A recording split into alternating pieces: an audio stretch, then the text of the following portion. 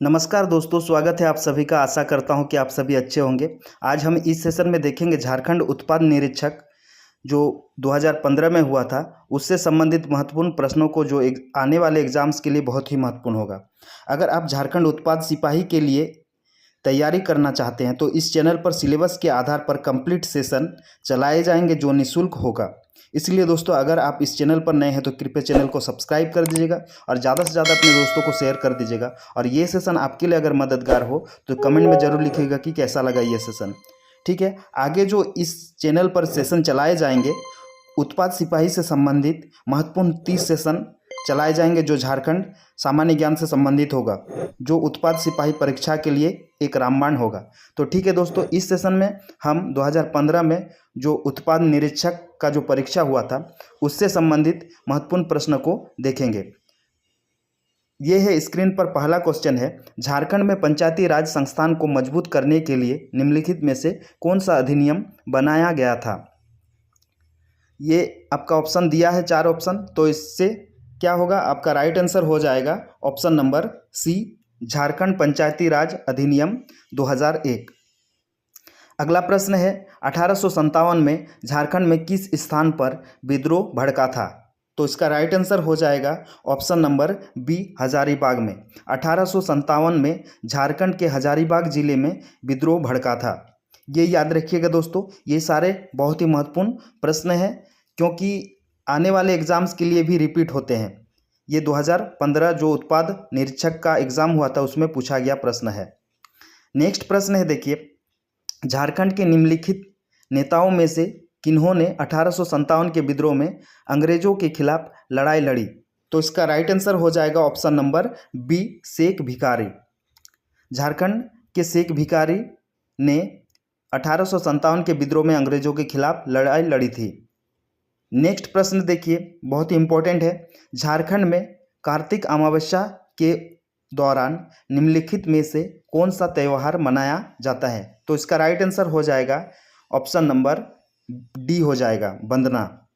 झारखंड में कार्तिक अमावस्या में वंदना का त्यौहार मनाया जाता है। सरहुल, ये आप जानते हैं, ये मार्च अप्रैल में मनाया जाता है।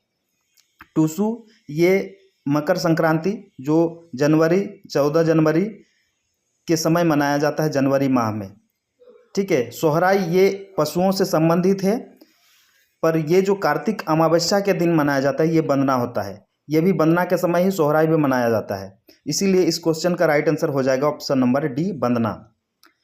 अगला प्रश्न है, देखिए, 2011 की जनगणना के अनुसार 2001 से 11 के दशक के लिए झारखंड की पुरुष जनसंख्या की साक्षरता दर क्या है। तो इसका राइट आंसर हो जाएगा ऑप्शन नंबर सी, 8.45%।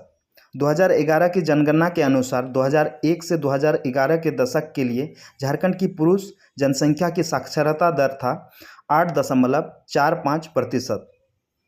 नेक्स्ट प्रश्न देखिए, 2001 से 11 के दशक के लिए झारखंड प्रति 1000 पुरुष में महिलाओं की संख्या का लिंग अनुपात क्या है। तो इसका राइट आंसर हो जाएगा ऑप्शन नंबर ए, 947। 2001 से 2011 के दशक के लिए झारखंड प्रति 1000 पुरुष में महिलाओं की संख्या 947 था। ठीक है, नेक्स्ट प्रश्न देखिए दोस्तों, निम्नलिखित में से कौन सी झारखंड राज्य की महत्वपूर्ण निर्यात फसल है। तो इसका राइट आंसर हो जाएगा ऑप्शन नंबर सी, लीची। लीची झारखंड राज्य की महत्वपूर्ण निर्यात फसल में से एक है। दोस्तों, ये सारे प्रश्न झारखंड उत्पाद निरीक्षक 2015 में पूछे गए हैं। अगला प्रश्न देखिए, झारखंड में निम्नलिखित में से किस स्थान पर दुनिया में लौह अयस्क का सबसे बड़ा एकल भंडार है। तो इसका राइट आंसर हो जाएगा ऑप्शन नंबर बी, चिरिया। झारखंड में चिरिया नामक स्थान पर दुनिया में लौह अयस्क का सबसे बड़ा एकल भंडार है। ये जो चिरिया है ये किस जिले में स्थित है झारखंड का, ये पश्चिमी सिंहभूम जिले में स्थित है। ये याद रखिएगा दोस्तों, पश्चिमी सिंहभूम जिले में। ठीक है, चाईबासा के पास स्थित है चिरिया। अगला प्रश्न देखिए, बहुत ही इंपॉर्टेंट है, ब्रिटिश सरकार ने किस वर्ष छोटा नागपुर किराएदारी अधिनियम पेश किया था। तो इसका राइट आंसर हो जाएगा ऑप्शन नंबर डी, 1908 में। ब्रिटिश सरकार ने 1908 में छोटा नागपुर किराएदारी अधिनियम पेश किया था। ये याद रखिएगा दोस्तों। ये सारे प्रश्न जो झारखंड उत्पाद निरीक्षक यानी एसआई में पूछा गया था, उसमें ये सारे प्रश्न पूछे गए थे, जो आने वाले एग्जाम्स के लिए भी महत्वपूर्ण हो जाता है। अगला प्रश्न देखिए, 10 नंबर का, उत्तर से दक्षिण में झारखंड के जिले का सही क्रम क्या है? तो इसका राइट आंसर क्या होगा? इसका राइट आंसर हो जाएगा option number D, Sahebganj, Pakur, Dumka, Bokaro. इस तरह से प्रश्न भी पूछे जा सकते हैं। उत्तर से दक्षिण में झारखंड के जिलों का सही क्रम है साहेबगंज, पाकुर, दुमका, बोकारो।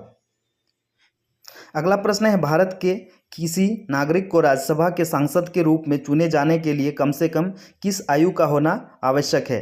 तो इसका राइट आंसर हो जाएगा ऑप्शन नंबर ए, 30 वर्ष।